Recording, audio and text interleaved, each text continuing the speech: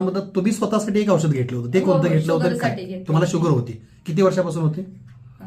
7-8 वर्ष झालं शुगर आहे. 7-8 वर्ष. किती शुगर असायची तुमची? माझी 500 पर्यंत जायची. ओके, त्यासाठी तुम्ही आमचं हे औषध घेतलं होतं ना, टी आणि अँटॉक्सिड डी. हो, ओके, साधारणतः किती दिवस वापरले आणि काय फरक पडलाय?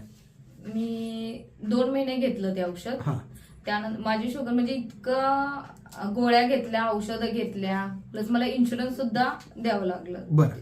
खरं इन्शुरन्स सुद्धा म्हणजे जेवढं इन्शुरन्स देईल हां. तेवढी शुगर कमी यायची, हां, त्याच्या व्यतिरिक्त नाही. मग परत ते बंद केलं की परत आहे अशी. बरं गोळ्यांचा तर काही इफेक्टच व्हायचा नाही माझा. बरं. पण हे तुमचं औषध मी टोटली त्या इन्शुरन्स प्लस हां, गोळ्या बरं. ह्या सगळ्याच बंद केल्या आणि हां. फक्त औषधं घेतलं. हां, तर 500 वर माझ्या 250 वर शुगर आली. आता 250 वर तुम्ही आहात.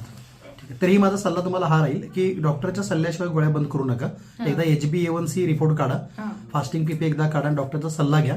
हळूहळू गोळ्या डॉक्टरच बंद करतात, आपण स्वतःहून कधी बंद करायचं नाही. बाकी तुम्ही आमच्या प्रोडक्टमुळं 500ची शुगरची इन्शुलिन घेऊन कमी येत नव्हती किंवा इन्शुलिन घेतल्याशिवाय कमी येत नव्हती. इन्शुरन्स जरी घेतलं हां. तर माझ्या डोळ्याला खूप त्रास व्हायचा, साईड इफेक्ट व्हायचे त्याचे. म्हणजे पुढून असं येणारी व्यक्तीच दिसायची नाही जवळ आल्याशिवाय. आणि आता इतकं- शुगर मेंटेन आहे आणि त्याची हां, आणि तेही दिसणं ॲलोपॅथीच्या सुद्धा- गोळ्याशिवाय आणि इन्शुलिन शिवाय आहे. हा, व्हेरी गुड. आणि दिसणं सुद्धा एकदम म्हणजे व्यवस्थित आहे. व्यवस्थित झालं. बाकी तुम्हाला आता शारीरिक त्रास वगैरे कोणताही नाही. नाही नाही.